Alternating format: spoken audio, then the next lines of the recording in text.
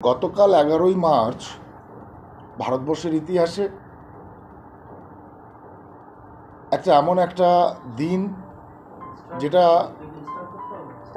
সমস্ত উদ্বাস্তু এবং মতুয়া নমশূদ্র যারাই ওপার বাংলা থেকে এসেছেন, যারা পাকিস্তান থেকে এসেছেন, আফগানিস্তান থেকে এসেছেন, সকলের পুনর্বার একবার স্বাধীনতা দিবসের সমতুল্য দিন গেছে।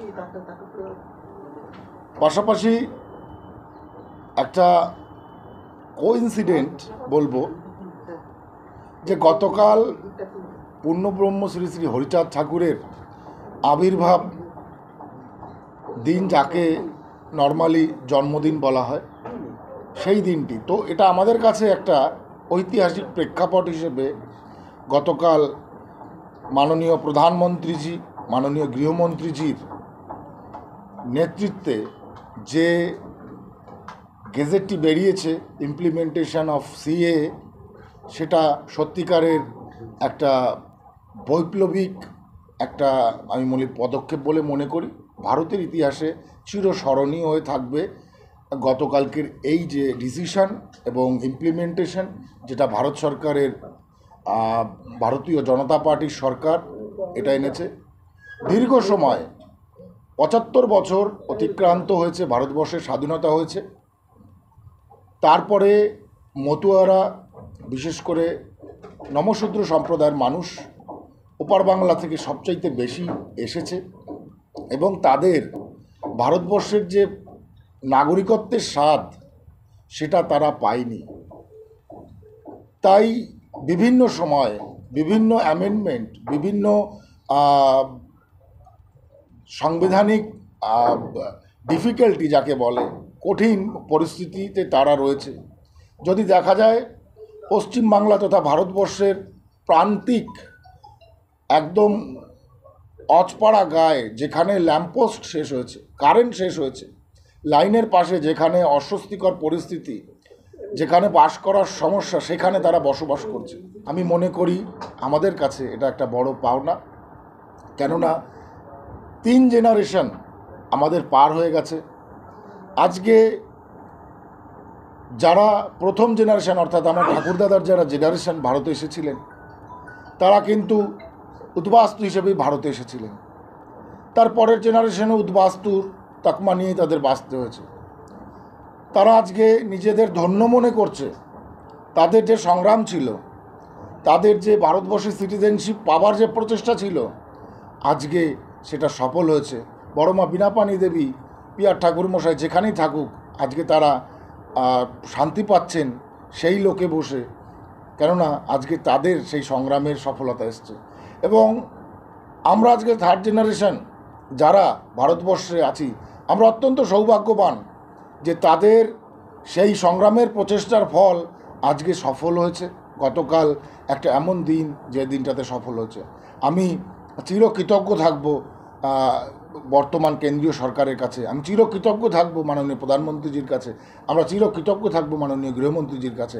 আজকে এত বড় দুর্বিষহ অবস্থানকে একটা সলিড সমাধানের জায়গায় নিয়ে এসে ভারতবর্ষে আমাদেরকে সমতা যাকে বলে, বৈষম্য দূর করে আমাদেরকে ভারতবর্ষে একটা ক্যাটাগরির সিটিজেন হিসেবে আমাদেরকে চিহ্নিত করার জন্যে, আর সেই লক্ষ্যে আমাদের মাত্রায় পৌঁছে দেওয়ার জন্য। সিএ নিয়ে মমতা বন্দ্যোপাধ্যায় আজ হাবড়ার সভা থেকে সিএ নিয়ে কি হবে সেই বিষয়ে জানাবেন, সিএ নিয়ে তাদের কি কার্যক্রম হবে সেটা জানাবেন হাবড়ার সভা থেকে, তেমন দাবি করেছেন। দেখুন, যারা পলিটিক্যালি এই বিষয়টাকে হ্যান্ডেল করতে চায় তারা পলিটিক্যালি হ্যান্ডেল করবে, কিন্তু ভারত সরকার এই পলিটিক্যালি গ্রাউন্ডে না গিয়ে, যারা দীর্ঘ সময় ধরে আজকে পাকিস্তান, আফগানিস্তান বা বাংলাদেশে নিজের সম্পত্তির উপরেও তাদের মনে হচ্ছে আমরা একটা জেলখানাতে আছি, তারা সেখানে ধর্মীয় কারণে অত্যাচারিত, তারা নিপীড়িত, আমরা দেখেছি, বারবার আমরা দেখেছি। সেই পরিস্থিতি বাংলাদেশে ঘটেছে, সেই পরিস্থিতি পাকিস্তানে ঘটছে।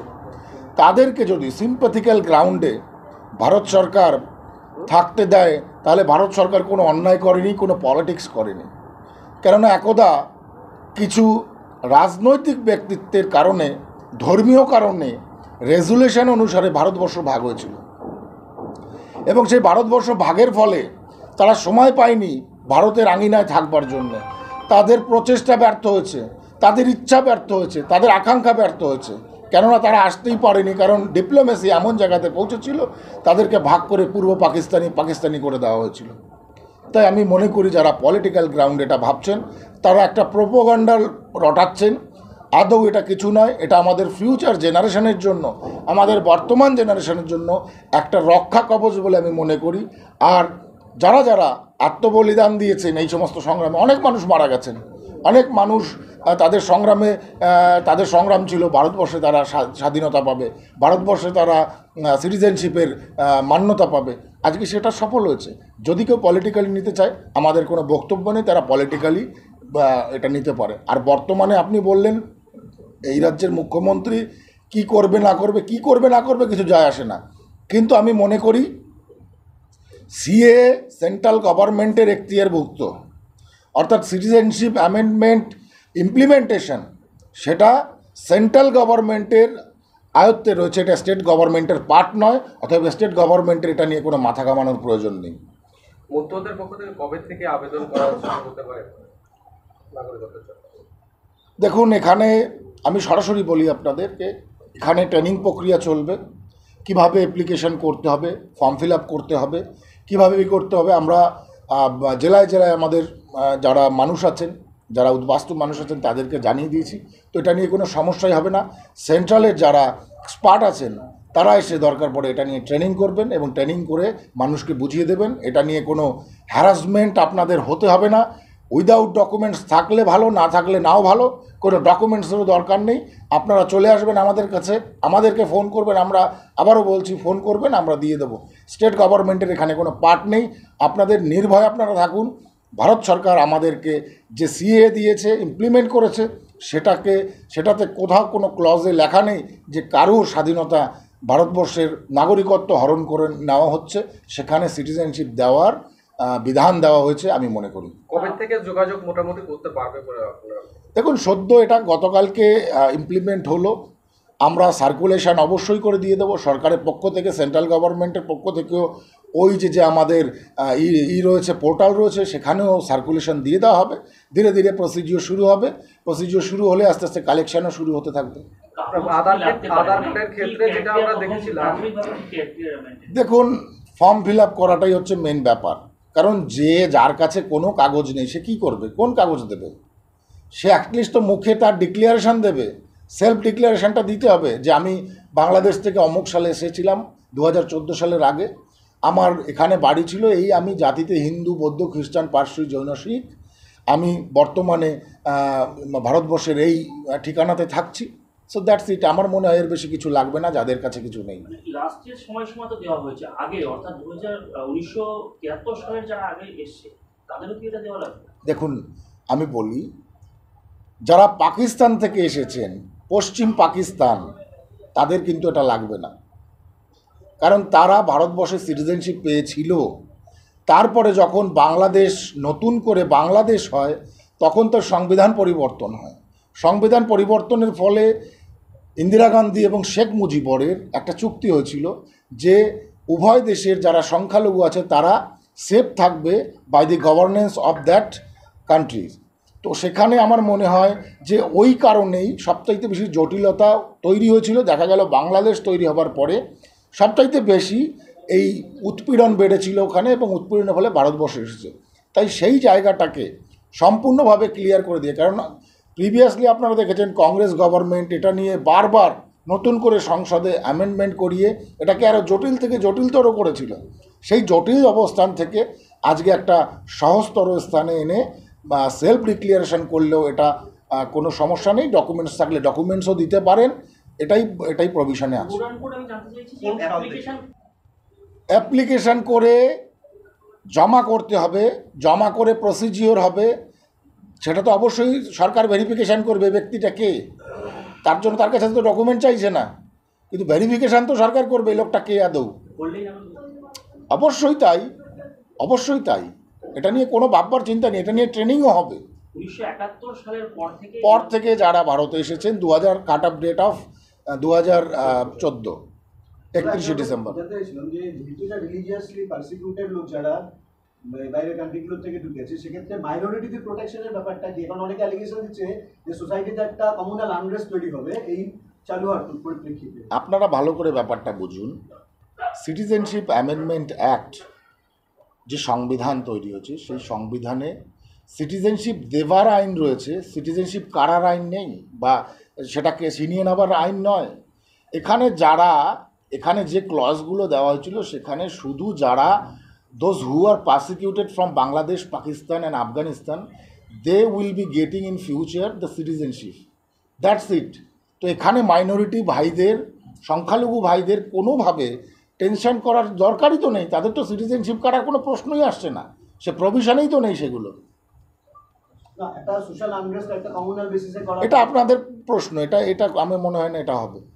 বলছি ভোটের আগে কেন এটা চালু হলো?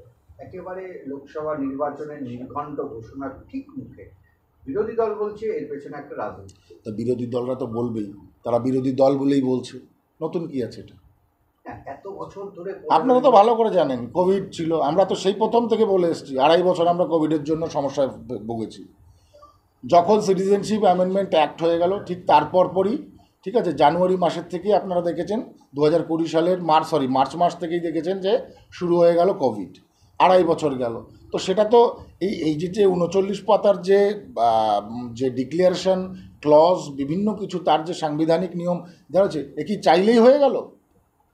চাইলে আমার হয়ে গেল? ভারতবর্ষের মতো একটা বৈচিত্র্যময় দেশে তার যে ভৌগোলিক অবস্থান, সেটাকে মেনটেন করে তো অ্যাটলিস্ট সেই সিএ ইমপ্লিমেন্টেশনে পেপার তৈরি করতে হবে, নাকি আমি মানুষের ভিতরে উদ্বিগ্নতা তৈরি করে দেবো সেই পেপারের মাধ্যমে? এরকম তো নিশ্চয়ই করবো না। তো অ্যাটলিস্ট তো 1-2 বছর তো লাগে সেটাকে প্রসেস এবং প্রসিজিওর তৈরি করে ইমপ্লিমেন্ট করতে। সো এটা আমার মনে হয় না কোনো ভোটের আগের ম্যাটার, এটা সময় লেগেছে, কারণ এর ভিতর অনেক সূক্ষ্মতার ব্যাপার আছে।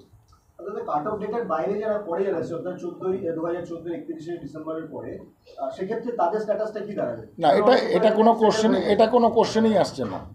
আপনারা সংবিধানের বাইরে কথা বলছেন। তো আমরা যেখানে cut off date 31 December of 2014 দিয়ে দিয়েছি, তার বাইরে আপনারা কেন কথা বলছেন? যেহেতু তারা দেয়ার এনজয়িং এ, এখন যেটা আছে সেটা নিয়ে বলুন, পরে কি হবে সেটা পরে ভাবা হবে। পরেরটা নিয়ে আমি এখন কি করে বলবো? আজ কি বিজয় উৎসব পালিত হবে? অবশ্যই সারা পশ্চিমবঙ্গ তথা ভারতবর্ষ জুড়ে শুরু হয়ে গেছে। আপনারা বিভিন্ন চ্যানেলেও দেখতে পাচ্ছেন যে মতুয়ারা আজকে আনন্দ করছে সমস্ত জায়গাতে। তাদের যে জয়ডঙ্কা কাশি নিশান নিয়ে বিভিন্ন নমশূদ্র সমাজের থেকে করছে, কিছু রাজবংশী সমাজের থেকে করছে, যারা মোটামুটি বিভিন্ন অন্যান্য সম্প্রদায়ের মানুষেরাও করছে, যারা ওপার থেকে এসেছে, যারা নিজেদেরকে মনে করে যে আমাদের কাছে ডকুমেন্টারি নেই, ভারত সরকার সেটা দিয়েছে। আর আমি ধন্যবাদ জানাবো মাননীয় প্রধানমন্ত্রীজি, মাননীয় গৃহমন্ত্রীজি।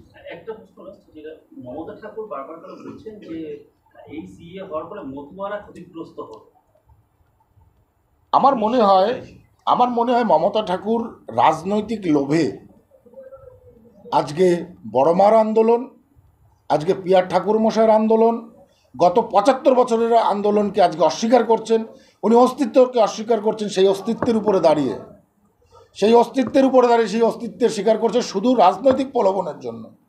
ওই পোস্টটা পাবে বিধায় আজকে মতুয়াদের উনি এই 75 বছরের আন্দোলনকে ডিনাই করছেন। ঠিক আছে, ওনার মতো আহাম্মক এতদা অঞ্চলে দুনিয়ায় মতুয়া সম্প্রদায় একটা খুঁজে পাবেন না। এই যে সিএ ভোটের মুখে লাগু হলো, এতে কি আপনার ভোট যুদ্ধে পার হতে আরো সহযোগিতা? সেটা তো ভোটের রেজাল্টে বোঝা যাবে। মতুয়া সম্প্রদায়ের মানুষ বা উদ্বাস্তু মানুষ কাকে ভোট দেবে সেটা তারা প্রশ্ন করবে, আমরা এটা বলে দেবো না, অবশ্যই দেখতে পাবে।